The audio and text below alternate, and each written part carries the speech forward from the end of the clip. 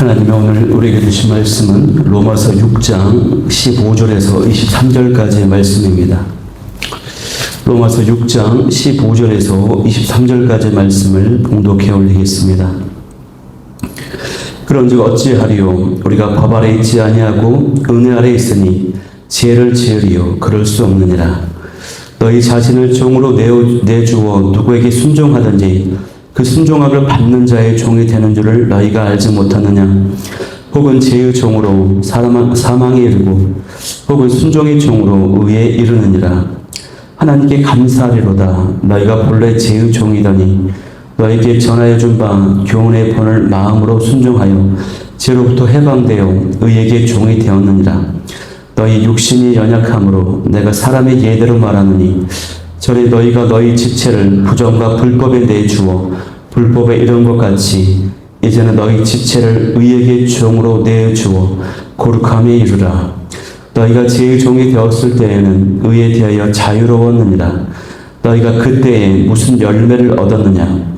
이제는 너희가 그 일을 부끄러워하나니 이는 그 마지막이 사망임이라. 그러나 이제는 너희가 죄로부터 해방되고 하나님께 종이 되어 거룩함에 이르는 열매를 맺었으니 그 마지막은 영생이라. 죄의 삭은 사망이요 하나님의 은사는 그리스도 예수 우리 주 안에 있는 영생이니라. 아멘. 할렐루야. 새벽 예배에 오신 여러분을 환영하고 축복합니다. 오늘 저는 이 시간에 의의 종이 되면 영생에 이릅니다. 의의 종이 되면 영생에 이릅니다. 라고 하는 제목을 가지고 말씀을 나누도록 하겠습니다. 계속해서 우리가 로마서를 묵상하고 있는데요. 사도 바울은 로마서에서 율법이 사람을 의롭게 만드는 도구가 아니라고 했습니다. 믿음으로 의롭다 함을 받는다라고 여러 차례 거듭 반복해서 말했습니다. 6장부터는 사도 바울이 이제 의로운 삶의 모습에 대해서 가르쳐주고 있는데요.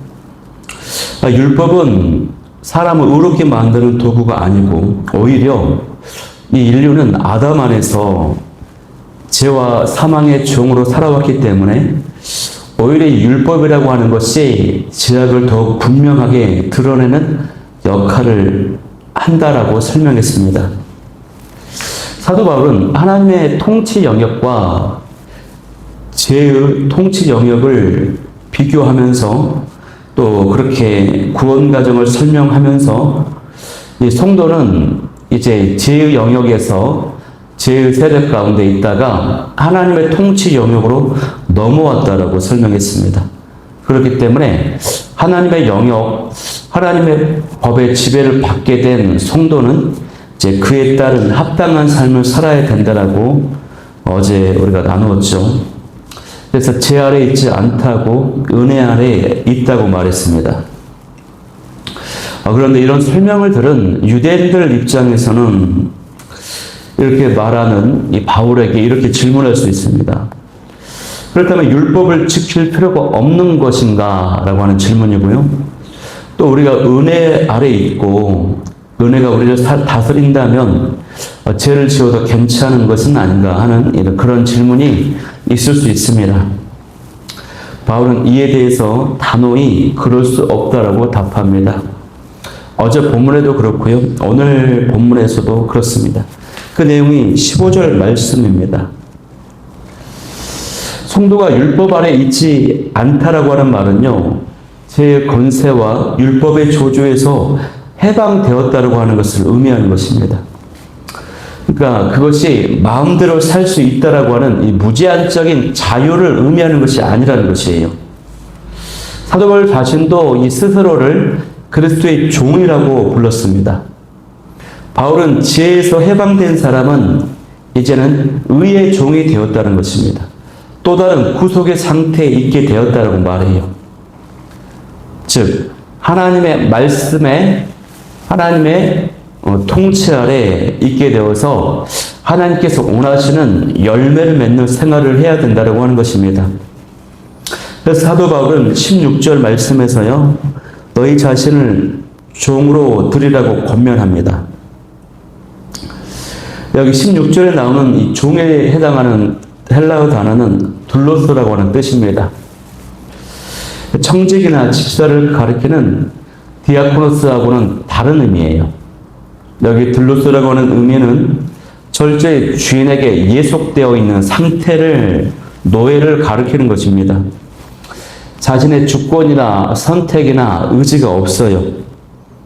어떤 사람이 자기 몸을 이러한 둘로스 같은 노예로 바치면 그는 자기 몸에 대한 주권을 잃어버립니다. 포기해야 됩니다.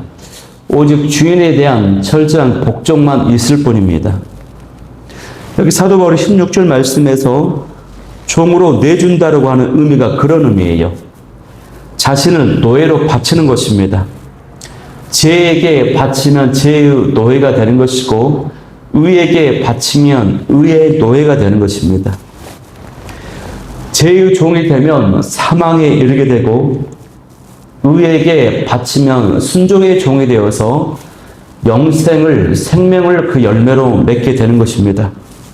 그러니 이러한 영적 원리에 의해서 원래는 죄의 종이었으나 의의 종이 된 우리는 하나님께 감사하지 않을 수가 없다라고 이 사도 바울이 고백하고 있는 것이에요.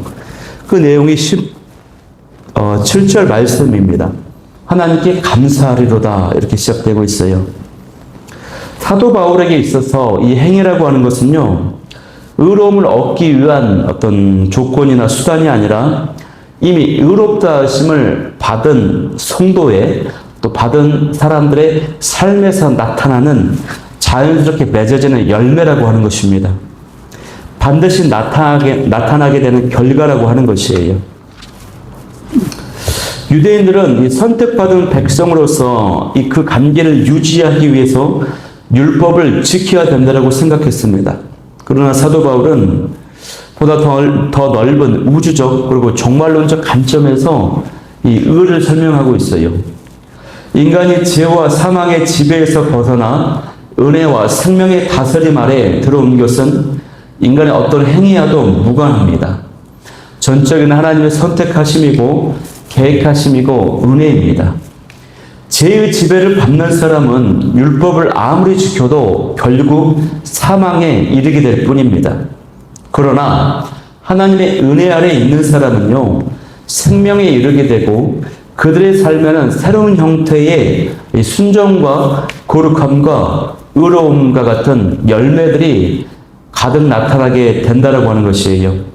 그래서 사도 바울은 19절 말씀에서 이제까지 부정과 불법에 내주어 죄악 가운데 살았던 것처럼 이제는 믿음으로 의의 종이 되었으니 너희 지체를 의에게 종으로 내주어 거룩함에 이르라. 열매 맺는 삶을 살라. 이렇게 사도 바울이 말씀하고 있는 것입니다.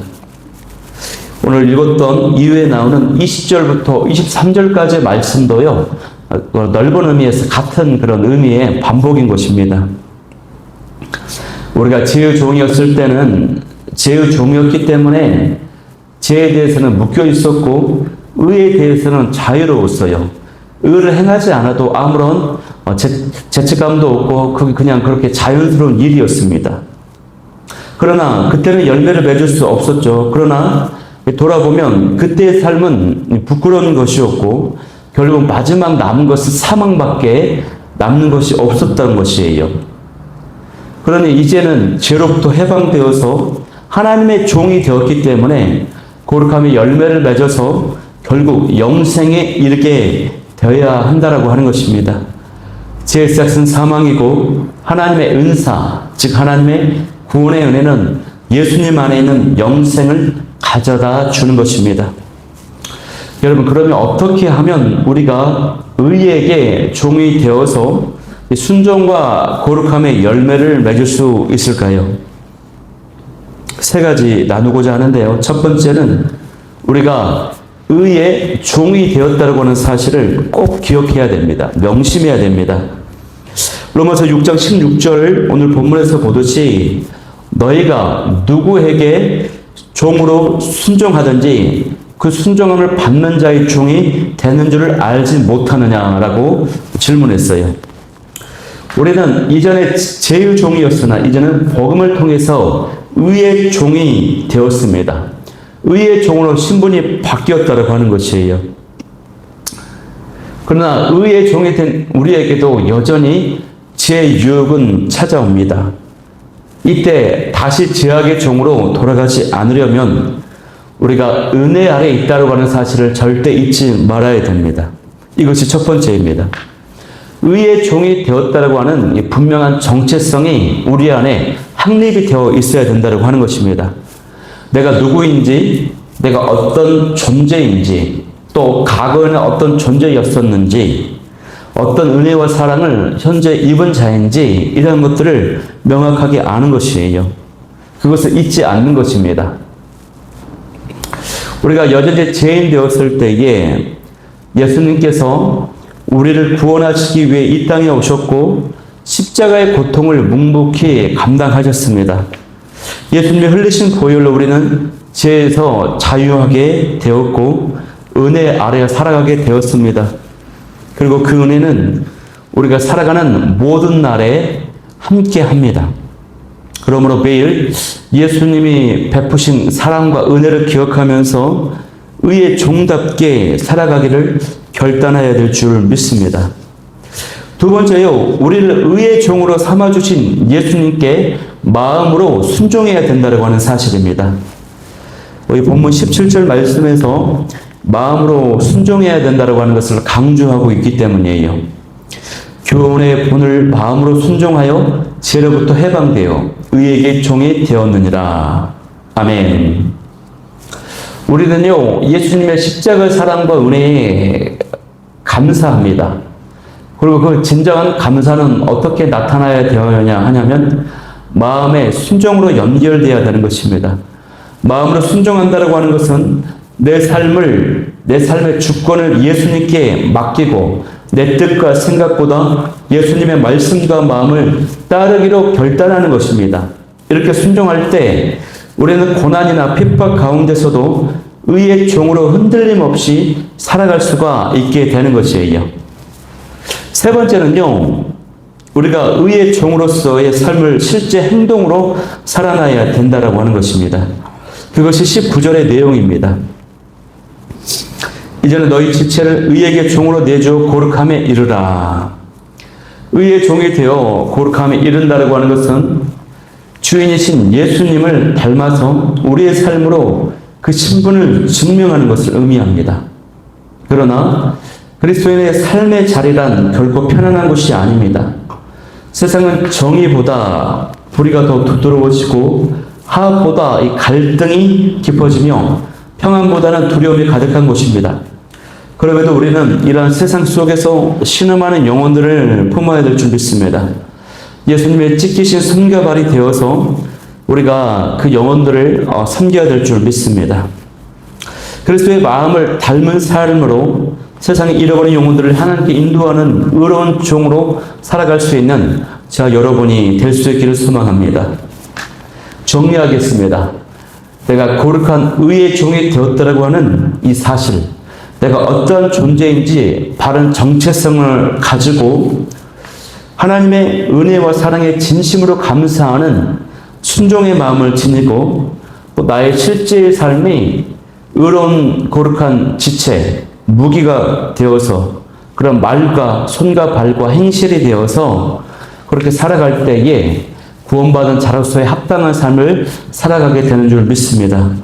머리로 기억하고 마음에 새기고 결단하고 삶의 현장 가운데 말과 행동으로 내가 구원받은 성도임을, 의로운 종임을 삶으로 증명할 수 있는 저 여러분이 다 될 수 있기를 간절히 소망합니다.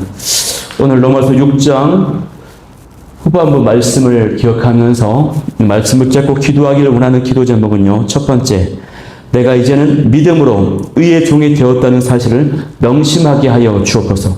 두 번째는 하나님의 사랑과 은혜에 진정 감사하는 마음에 순종함이 있게 하여 주옵소서. 세 번째는 삶의 현장에서 거룩한 말과 행실로 의의 종임을 증명하게 하여 주옵소서. 이 기도 제목 가지고 하나님 앞에 나아가도록 하겠습니다.